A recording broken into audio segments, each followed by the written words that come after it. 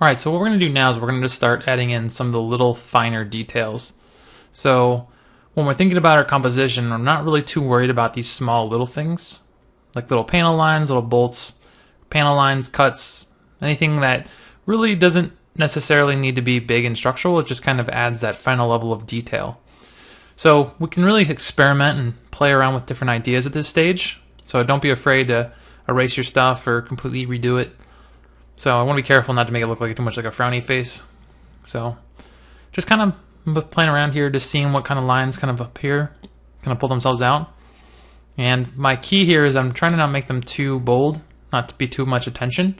I want them to kind of recede and kind of just be background noise, but at the same time giving me a little bit of interest for my eye.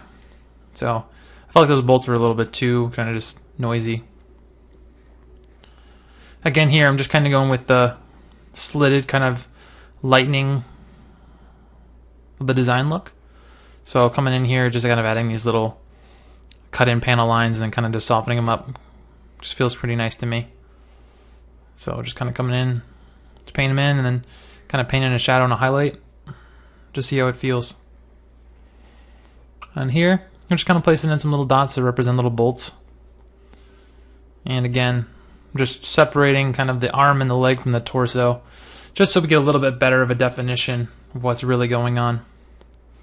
That way I can kind of see what's happening with the mesh overall. Again, I'm just experimenting with some different designs, seeing what works, what doesn't. See if it feels good. And more little kind of rivets and little bolts. So here I'm kind of adding in some extra little panel lines I didn't have before. Just there really wasn't any noise and no kind of information in there. And so it just felt like it was important to kind of get in there and see what we could come up with. So here again, these are what I consider to be small details. And I'm not really too worried about them until this point in the process anyways, because I can always come in and add them and take them out. They're not going to really change the overall structure. So if we think like that, then we can keep ourselves kind of safe here. So just playing with erasing up the center, seeing if the design changes, if I think about this as just being more solid, maybe a little more vented. And overall it just felt like it was getting a little bit too small there. So just kind of erased it out and decided to try a different pattern or a different look, see what I can come up with. So there it was starting to feel a little bit too much just like a face, so I really wasn't feeling it. So I was just going to experiment with some different kind of lines and shapes and see what we can get to come out. So I kind of went with this long line, short line motif on the arms, so I was kind of liking it, so I decided to go with them up there on his chest. And so here I'm playing with the idea of like simple panel lines. So I'm not really changing the overall form. I'm just thinking about it as tiny little kind of light cracks where a panel could pop off. And these will really kind of help pop out and define our forms a little bit more strongly. So as you can see, these were just big, flat, soft areas. I don't need to make these lines very dark or very big. They just kind of need to recede. But I'm just seeing what I can kind of do, what kind of helps make the panels pop and bring a little bit more attention to your eye to these different spots. But they definitely don't need to be very dark and very heavy. They're kind of designed to be recessive and kind of fade away to the background. But don't overmind this step and think of it as being simple. It really does add a lot of detail to our meshes and our models and how we can kind of draw. So again, just kind of touching up. I'm just erasing away some of the darkness. So don't be afraid to kind of go over with a really light eraser and just kind of push it to the background. If we make it really dark, then it'll call for attention, and we really just don't want that of these panel lines. We want them to be a secondary detail that just kind of, if the person started looking at it very intensely, they'd start to see. So I wasn't really digging the other one too much. Kind of decided to go with a little bit different of a more mechanical panel. Something a little more access hatchy. So decided to come in here and do the same for on top of the shoulders. So it just kind of looks like there's these little recessed, very, very tightly crafted panels that would actually appear inside this little robot. So matching that same kind of triangle motif and seeing if I can fit it in anywhere. Really takes it to the next level for our design and our composition. And again, just kind of painting things away and down that I don't really like. So I really started to like the way these triangle things looked, so I just started experimenting and thinking about using that shape multiple times. Because a lot of time, especially in mechanical design and mechs, you'll see in machining, they'll use a lot of the same patterns and the same kind of designs to take away weight or for getting into panels, so things can be interchanged or reused. So here I'm kind of playing around with adding some little micro kind of bolts, but it was reading kind of small and a little too noisy, so I decided to take it out overall.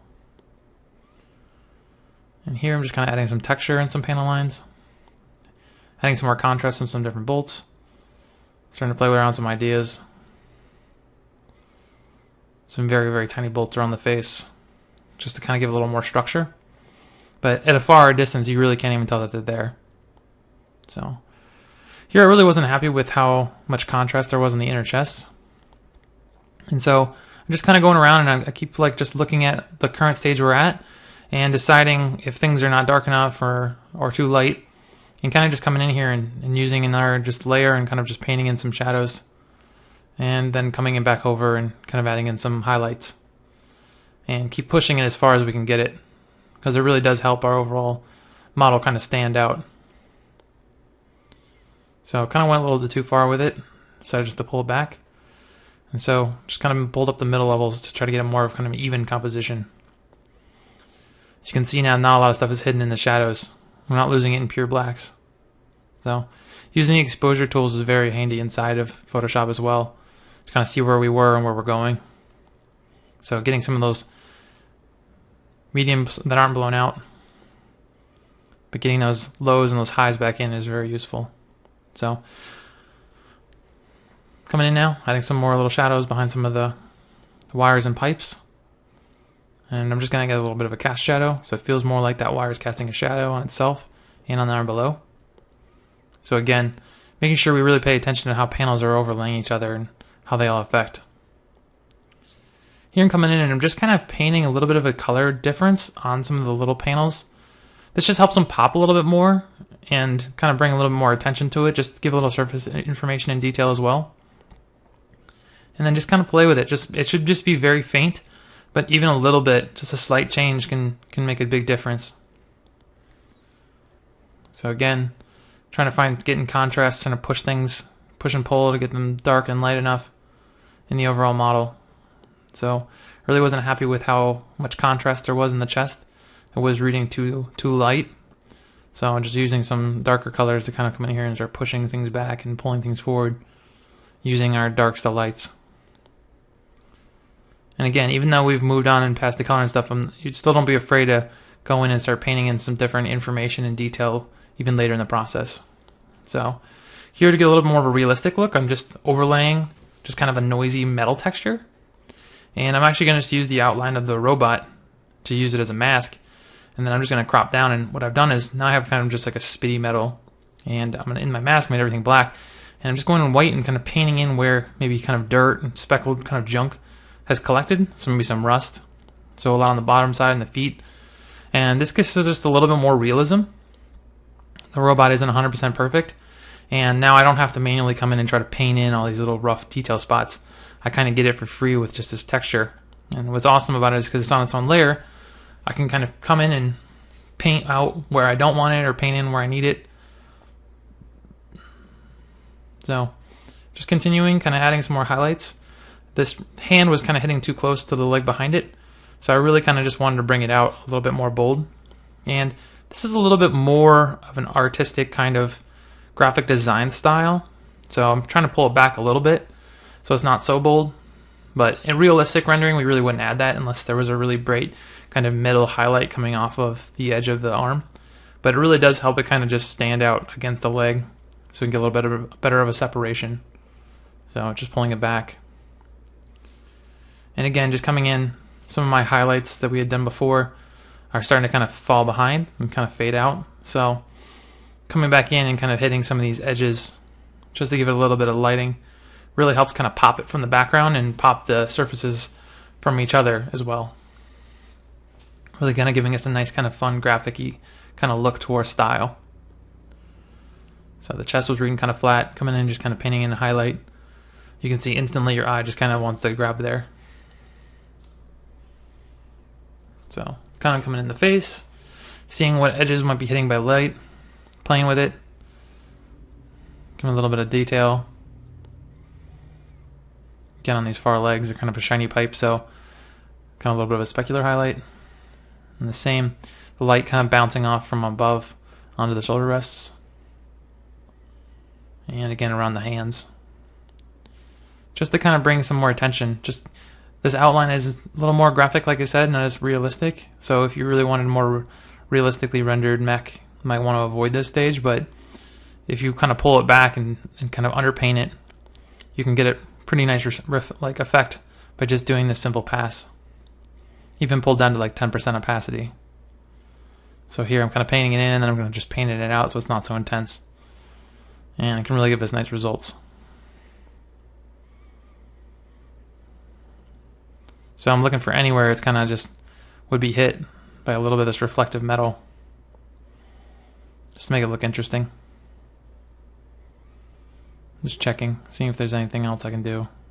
Just getting a little intense on the arm over there. I kind of still wanted it, but it was just kind of reading a little sloppy. So don't be afraid to go in and just kind of erase it out. Clean up what you don't want, what don't need to be there. So playing around with even some of these places, really the light wouldn't hit too much, but it really does nice just to get some contrast in it and helps just make the form read a little bit better. You start to realize where there's panel edges and lights being caught. And painting with a little bit thicker and just using the eraser brush to kind of pull it back is super useful. So I like to do that a lot.